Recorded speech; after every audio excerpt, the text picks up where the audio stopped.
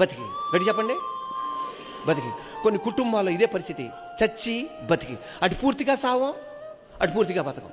ఆర్థికంలో, కుటుంబంలో, అన్నిట్లో అటు చచ్చి బతికి.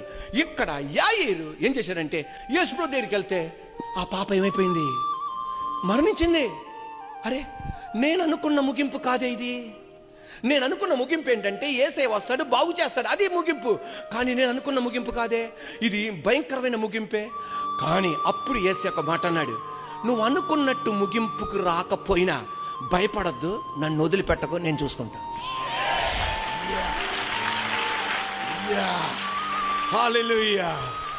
ఈ రోజున నువ్వు అనుకున్నట్టు ఆ వ్యాపారం ఒక ముగింపుకు రాలా, నీ బిడ్డల జీవితం ఒక ముగింపుకు రాలా, ఆయన విడిచిపెట్టకో. ఆ రోజు యాయీరు దగ్గర సాక్షాత్తుగా యేసే ఉన్నాడు. ఇప్పుడు నాలో ఉండి యేసే నీతో మాట్లాడుతున్నా. ఏం భయపడదో, నన్ను వెంబడించు. ఈ రోజున నీ జీవితంలో అనుకున్నట్టు ముగింపు రాలా, ఆయన విడిచిపెట్టద్దు. అంతే. ఆయనకి తెలుసు ఆ ఎండ్ని ఎలా హ్యాండిల్ చేయాలో, ఆయనకి తెలుసు ఆ ఎండని ఎలా హ్యాండిల్ చేయాలో, ఆ ముగింపుని ఎలా హ్యాండిల్ చేయాలో, ఆ ముగింపుని ఎలా మలుపు తిప్పాలో, ఆ ఎండకి ఎలా జీవం ఇవ్వాలో ఆయనకి తెలుసు. ఆయనకి తెలుసు ఎలా హ్యాండిల్ చేయాలో. ముట్టవలసిన వాళ్ళని ముడతాడు, మాట్లాడవలసిన వాళ్ళతో మాట్లాడతాడు, కౌగలించుకోవాల్సిన వాళ్ళని కౌగలించుకుంటాడు, ఇంటికి వెళ్ళవలసిన వాళ్ళతో ఇంటికి వెళ్తాడు.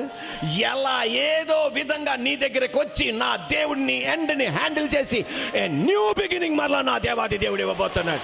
మళ్ళా నూతన ప్రారంభం నా దేవాది దేవుడు ఇవ్వగలిగిన వాడు.